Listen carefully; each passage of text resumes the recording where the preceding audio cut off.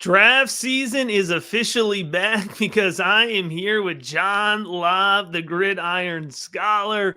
John, every year we preview the 2024 rookie class. We go through an in depth series of rookie profile previews. But before we do that, John, we always kick off draft season with a look at the Senior Bowl. The Senior Bowl is a huge jumping off point to help understand the value of the 2024 rookie class. It gives these wide receivers and, of course, players from all positions the opportunity to go down to Mobile, Alabama, get some one-on-one attention from scouts. For the wide receiver position, John, it gives them the opportunity to get into some isolated drills, and it's a really great opportunity to improve your draft stock. So we're going to be talking about the first half of the wide receiver group on today's episode. We're going to call these guys more of our X receivers, and we're going to go through each individual profile, give you a real preview of where we could see these guys going in terms of their draft value through Senior Bowl week, but also a little bit of a teaser, John, of their overall projection through the NFL draft. It feels good to be back. Are you ready to get into it, my friend? Oh, it's definitely good to be back, brother. And I'll tell you, Senior Bowl's important as a fantasy fan. If you want to get ahead of the competition, Matt, I can go back to Cooper Kupp. I had heard about him out of Eastern Washington, but then you hear about his week in Mobile. You see the drills on tape. You watch the game. Then we had Deebo Samuel hit a huge grand slam in Mobile. A couple years ago, Nico Collins, remember he missed the year with the Wolverines and he started to make noise the Senior Bowl. We previewed him. I actually went back and watched that show again. We like Nico, and now look at what he's doing with the quarterback he has. And what I did, I rewatched last year's 2 wide receiver shows. Look who we loved and highlighted. Rashee Rice, Puka Nacua, Tank Dell, Jake Reed. They were all at the Senior Bowl. They were all great fantasy producers. And I'm telling you right now, folks, we have players on today's show who will impact your fantasy team next year. All right, John, let's get into it. But before we do, I want to remind folks, if you enjoy the video, if this helps you prep for the 2024 class, do us a favor, give the video a like, drop a comment, ask us any question about the Senior Bowl, about this 2024 class.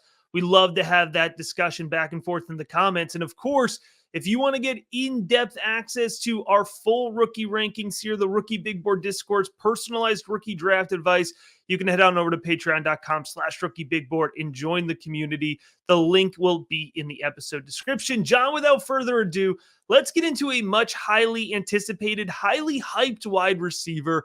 It felt like we needed to kick it off here with Tez Walker out of the University of North Carolina. John, we'll get into the player card in a second, but I wanted to start off with Tez here because this is the perfect example of a player who could just see his value skyrocket through the Senior Bowl.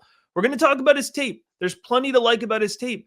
But overall, John, he's raw, right? He's going to have a chance to get in front of these NFL scouts, these NFL head coaches, front offices, and take a big step forward. So, John, give us the profile here. Lean us into Tez Walker out of the University of North Carolina. First thing, we no longer have a lot of players who are at one school for 3 or 4 years. You got to understand, you got to get used to these transfer players. It's going to change how we evaluate. It's going to be rare to get a player at 3 or 4 years at one school, Matt. So Tez Walker, he's 6'3", 200 pounds. So he has really nice NFL size. He played 2 seasons at Kent State. Now, that is a G5 program. And in those 2 seasons, Matt, he logged 63 passes for 1,045 yards and 12 touchdowns. He was also all MAC in 2022. So he had a really, really nice time. I liked him. I had seen him at Kent State. If you're hardcore college football like Matt and I, we love MACtion. So we had seen Tez Walker. I'm not going to get into why he couldn't get on the field long enough. You can look that up. He transferred to North Carolina. The NCAA just gave him in my opinion, a lot of nonsense. So he finally got on the field, and finally scouts were able to see him compete at a higher level. Last year, he played in only 8 games.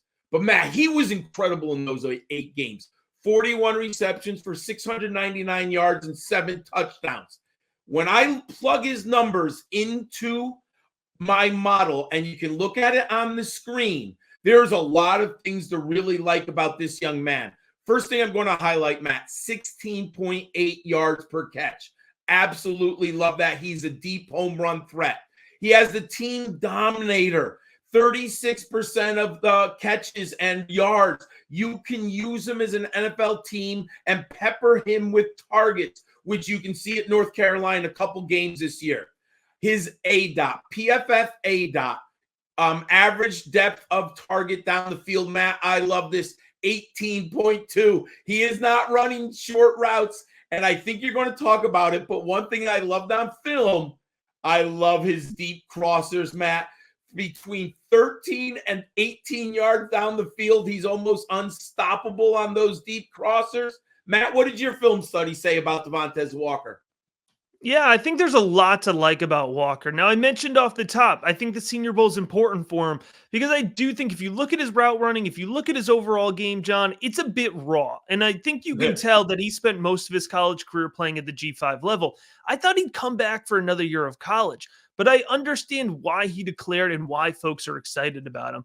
I think he's got really reliable hands, John. He's got excellent body control working along the outside, so he's definitely going to be a boundary presence at the next level. He's comfortable working in traffic. He has good ball tracking ability. So I definitely think that there's a lot to like here about Tez Walker. He's somebody, John, who right now, because this wide receiver class is so loaded, he's wide receiver, he's in that 7 to 10 range for me, but he has opportunity to move up the ranks. And I certainly know folks who do have him closer to a wide receiver 5. So he's going to be a really fascinating player to watch. Just like the next guy, John, that we're going to be talking about, he doesn't have the hype yet. He doesn't have the hype yet is my emphasis, because there are some folks who are in on McConkey, the wide receiver out of Georgia. And after the Senior Bowl, John, that number is going to expand exponentially because there's going to be a lot of fantasy analysts that get down to Mobile. They get to see his explosiveness in person, and I think his stock is going to skyrocket. Talk to us about McConkey, the wide receiver out of Georgia. I wish he played a few more games this year. There were some injuries this year that kept Ladd off the sideline because I really liked his tape from the year before. And Matt, one thing that I came away watching the film of McConkey, you know what? He excels in chaos. How many times does he catch the ball with like 3 defenders around him between the hash marks? I mean, like, he has no fear of complete chaos, like people at his legs, defensive backs trying to knock the ball out. I really like his toughness in the middle of the field, and he's fearless. He's 6'0", 185. He plays a lot bigger than he looks at 185. He's really tough. Last year, I mentioned he only played in 9 games. He had 30 catches for 478 yards and 2 touchdowns. I advise everyone to go watch some film. You'll see the chaos and where he excels. But really, go back to 2022. 15 games for the national champions, 58 receptions for 762 yards and 7 touchdowns.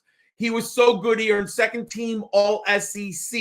He was also named coach's freshman All-SEC team 3 years ago when he caught 31 passes for 447 yards and 6 touchdowns. When I plug him into my model, and you can look at the numbers on the screen there, Matt, 76% catch rate. And what I like about that catch rate is he's always got people around him, it seems like, right? Like he is not deterred from the chaos, and he has really good hands. So I love that. Team dominator.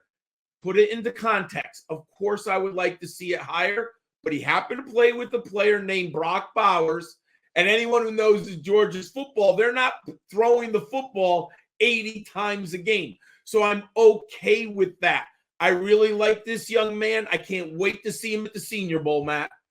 Yeah, John, I think you summed it up really well, right? What I love about McConkey, I think it's really sneaky how explosive he is. He gets going right off the line of scrimmage. He gets the top speed quickly.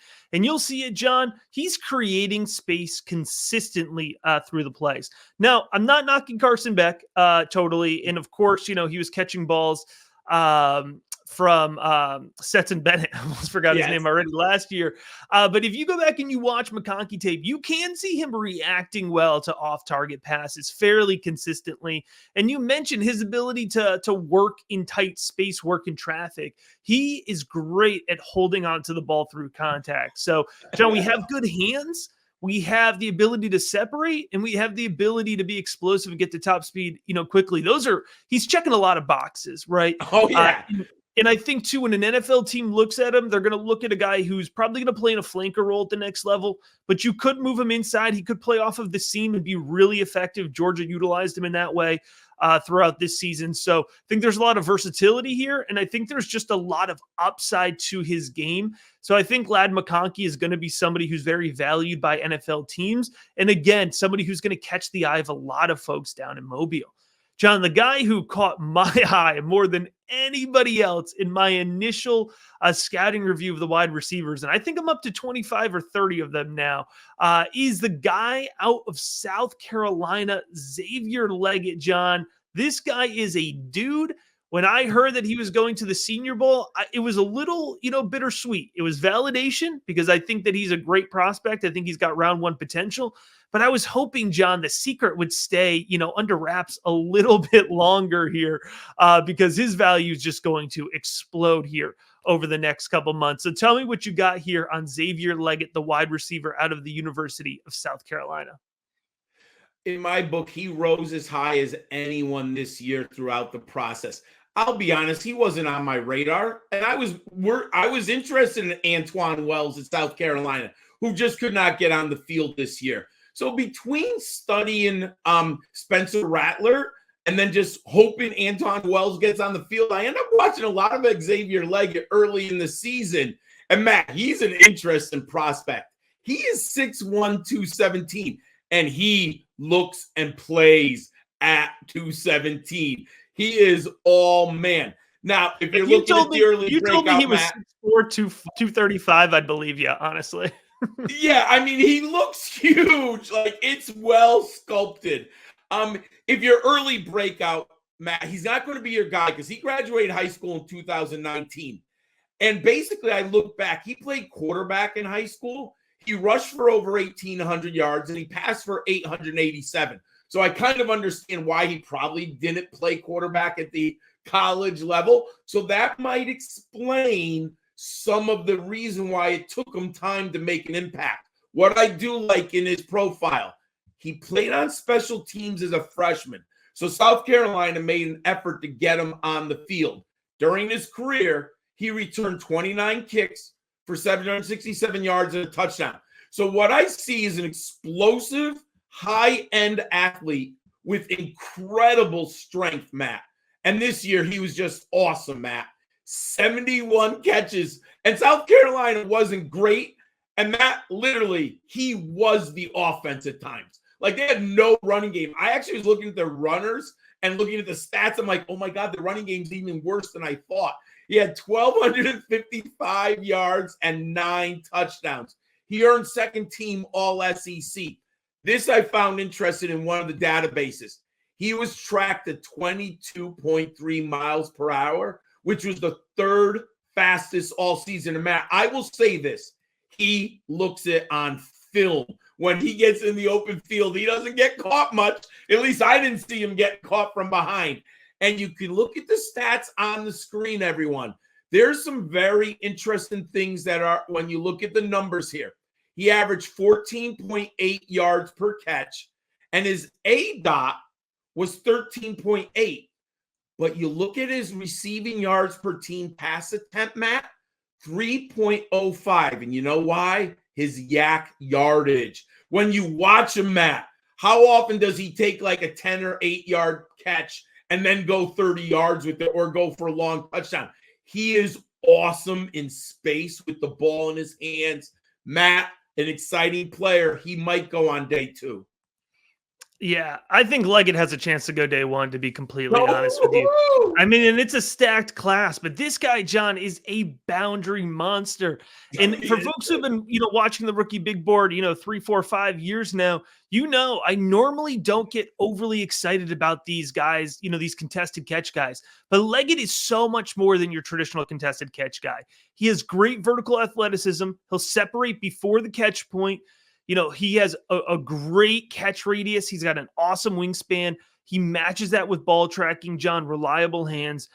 When he's running in a straight line, you mentioned it, he accelerates very well downfield. But what I love about Leggett here, and here's the difference, right? And here's what helps separate him from other guys who just rely on contested catch ability. Leggett, he wins in the short field. He could cut a slant. He'll win in the midfield. He's willing to work that deep out. He can get that deep comeback route as well. That shows up on his tape. And then he'll win in the deep field. He'll win running a go route. He'll win off the post, John. And, he's not always creating, 4 or 5 steps, but he's going against SEC defenders and he's winning consistently. So like you said, this is a guy, it did take him a little bit of time to develop, but at the end of the day, we have awesome athleticism. He's going to go to Indy, and I expect him to smash the combine. And there's a lot of, people who love that combine part of the process. They're going to love Xavier Legette, and they're going to be able to go back and match that with some really awesome tape that features good hands and good enough route running to win at the next level. So I think there's a whole lot to like about Xavier Legette.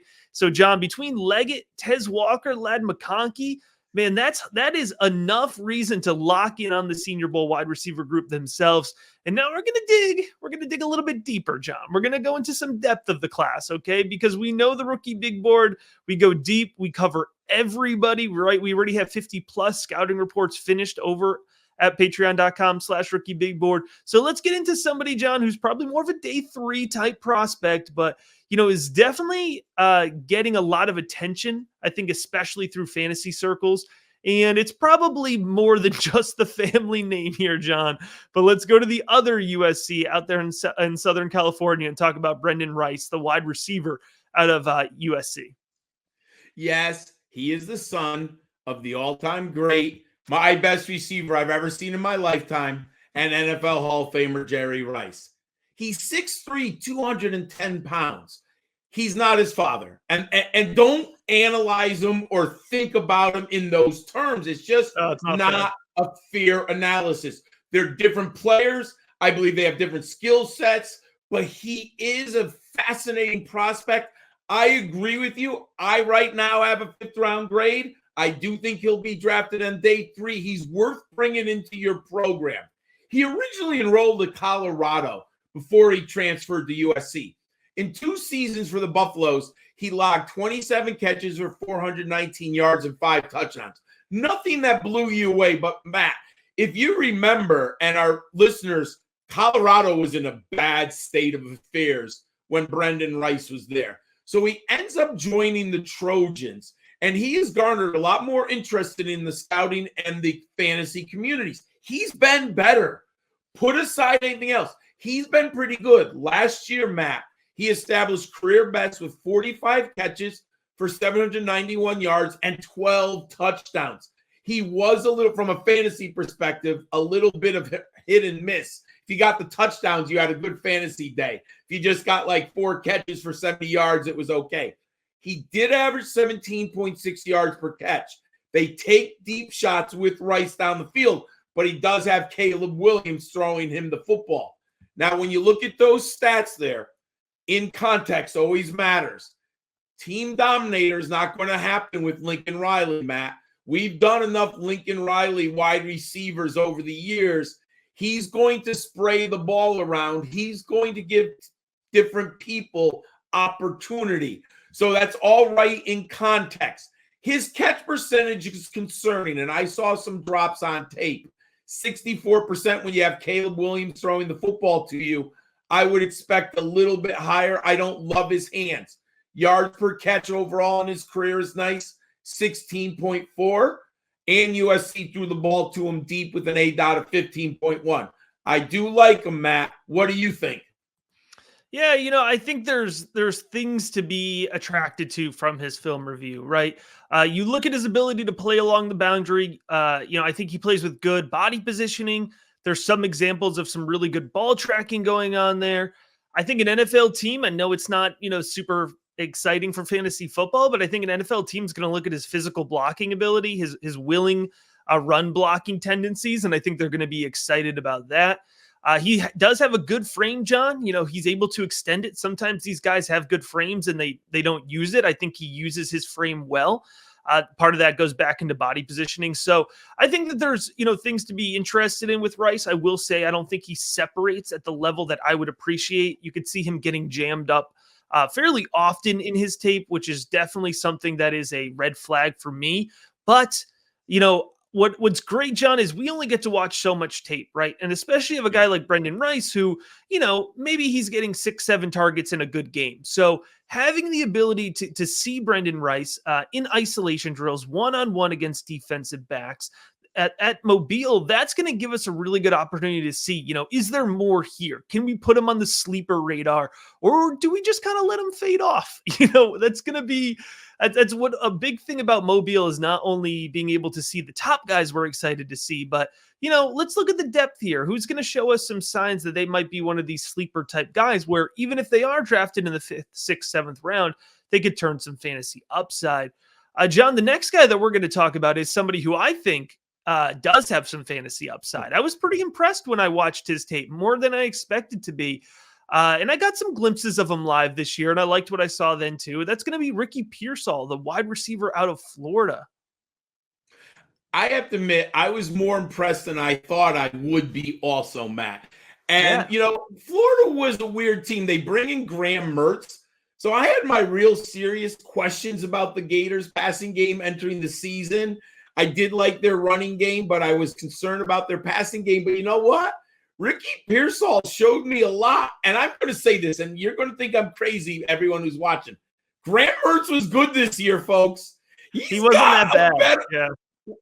He's got something. I'm very interested in him over the summer to watch more tape, but that's a different story for a different day. Pearsall, 6'1", 190 pounds. He enrolled originally at Arizona State in 2019 before transferring to Florida in 2022. In his first 2 seasons on campus in the Sun, he really wasn't that good, but he did break out in 2021. He had 48 catches for 580 yards and 4 touchdowns for the Sun Devils. And if you remember, everyone, he was playing with Jaden Daniels. It's interesting when you look back here now what they had at Arizona State and what they didn't do, but that's a different story. Now he comes over to the SEC, and he really does pick up his game, Matt. He was impressive 2 seasons as a Gator, 98 catches for 1,626 yards and 9 touchdowns. I do think he ran a lot out of the slot. He looks like an inside guy. He kind of has the body of maybe your boundary, but I don't think that's where he's going to excel, Matt. I think he excels in the middle of the field. So you have a little bit of a conundrum here.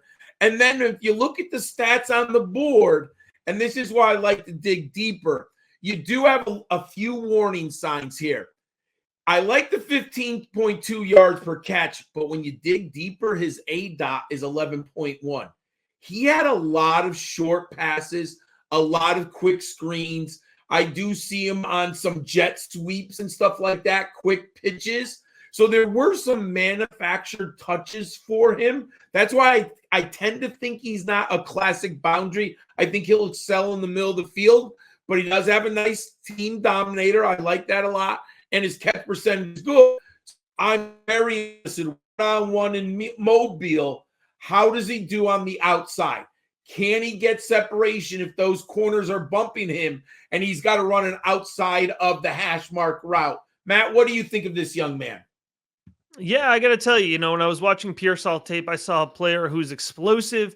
He's got a good release off the line of scrimmage. He gets into space well. I think he moves really well laterally, which we don't always see from the wide receiver position. You put him in open space, John, you'll see he has a little bit of shake to his game. He has the ability to be elusive. So there are definitely some fantasy players out there that get really excited about yak or yards after catch potential. And if you're one of those people, I think Ricky Pearsall will definitely check a box for you there. I think he's got reliable hands. He tracks the ball well. He follows it across the field well. You mentioned Graham Mertz did put it on target a little bit better, but I think that he was able to kind of be in stride with Graham Mertz and be synced up well with him. So I think it was a really nice pairing for both of these guys. One thing that I'll note, I believe he didn't return all the punts this year for Florida, but he was used on punt return. And one of the things we talk about all the time, John, when it comes to who are those guys that you're going to be willing to use your 4th round pick on in a fantasy rookie draft, right? Like, who are those stashable guys? You always want to stash somebody who you think could be used on special teams in the NFL because it's going to keep them on the roster, potentially on that 53-man roster. And I think Pearsall did enough in punt return that an NFL team may value him for that as well. I do think he's definitely a day 3 selection, but guess what, John? In this wide receiver class, there's going to be a lot of really good day 3 selections. And so there's plenty to like here about Pearsall. So next up here, we're going to go to our penultimate wide receiver that we're going to talk about on this episode. And you know what? I'm going to leave it at this, John. I'm interested to hear your thoughts first. We don't sync up. We don't match up notes before every show. So I'm genuinely interested to see how you feel about Johnny Wilson, the wide receiver out of Florida State. I can tell a little bit. We've worked together now for 5 years. Your tone is telling me we have not talked about him. And I will say this, I'm not impressed. I see flashes, but I will say this, I think there's a lot more limits to his game and his upside. I'm surprised there's like Johnny Wilson stans who love him. I think he's okay. 6'7", 237, and I always leave wanting more, Matt. Like there's something missing. He's not as fluid. He's not as agile. He's not as strong. Like I will say this. Yes, he's tall, but where does he win? But that's a different story for when we break him down in the future. He enrolled at Arizona State, and he played for 2 seasons with limited play time. In those 2 years, he only had 18 catches for 243 yards and 8 touchdowns. Now, he transferred to Florida State, and I was kind of excited because at Florida State, you got Mike Norvell, who's been very good. If you don't know everyone, he was at Memphis, and he developed a lot of wide receivers. And Florida State was undefeated this year. He had a good quarterback, so I was really excited about him. In 2022, he was good. 43 receptions, 897 yards, and 5 touchdowns. Matt, he averaged 20.9 yards per catch. Okay, show me more on an undefeated team with Keon Coleman on the other side of the ball, a potential pro quarterback. He came out with 41 catches for 617 yards and 2 touchdowns, 15 yards per catch. And Matt, every time I watch him in every game live, I'm like, where's Johnny Wilson? Where's Johnny Wilson? Then I went back down, broke down the tape. And I'm always trying to ask myself, where does he win? Like, what can I say that will say Johnny Wilson is going to win and this is how he'll succeed? I don't see it. And maybe it's just me. I think he's interesting because of his size, but I don't see it. And if you look at the numbers on the board, everyone, there's some really warning signs here, really concerning to me. 58% catch rate. I don't think he has very good hands, Matt. Team dominator. Now, he did play with Keon Coleman, but was only 18%. Receiving yards per team pass attempt, Matt. I'm looking at 2.5. He's at 1.5. He's way below. And then his ADOT was only 13.8. Matt, do you see where he wins, or what do you think about Johnny Wilson? Yeah, I think I understand why he's at the Senior Bowl, right? Because he is going to get the Senior Bowl invite, and he's going to be in Mobile over some other wide receivers that we might end up liking more that end up playing in the Shrine Bowl, right? So, I certainly think when the NFL is looking at him, they're going to be attracted to that size. They're going to be attracted to that frame. He will win in contested catch situations. I think that if you just watched, if you clip together all the highlights from Johnny Wilson's career, then you'd get really excited about him. But that's why it's just watch the highlights, right? because you're going to see somebody who rarely gets separation. You know, he's getting a lot of those contested catches because he's letting defenders drape all over him. He lets defenders jump positioning on him. He's rounded through his cuts. He's slow through his cuts. And John, there's a really simple rule that I follow with my wide receiver prospects. And, it sounds basic, but it's really helped me, avoid guys like Quentin Johnston, avoid guys like Jalen Reagor. John, I like when my wide receivers can catch the ball. I find it helpful. And Johnny Wilson has so many drops. They're concentration drops. They're just drops. There's plenty of PBUs because he's letting defensive backs jump him, despite the fact he's 6'7". So it's clear here that we're not going to be a Johnny Wilson account here over the next couple months. But again, let's see what happens. Let's get him down in Mobile. We are not stubborn analysts. We'll pivot if we see him pop off in Mobile. So I'm glad he's going to get the opportunity. I'll be interested, John, to see if he gets some work with the tight ends. I could see him getting some work with the tight ends as well, because NFL teams will do that. They'll ask players to move around positions if they think they could see them projecting elsewhere. So you see it more on the defensive side of the ball, but we certainly could see it for offense as well in this situation. So it'll be very interesting with Johnny Wilson, and we'll, take a little tick up here in interest, and we'll finish on a little bit of a higher note here, but another day 3 projection. It's going to be Jordon Whittington, the wide receiver out of Texas. No, not Adonai Mitchell, not Xavier Worthy, that other wide receiver out of Texas, John. So what do you got here on Whittington? First, it's kind of amazing how much talent Texas had. I mean, they did make it to the CFP semifinals, but they had some talent at the wide receiver position. He's 6'1" and 204 pounds.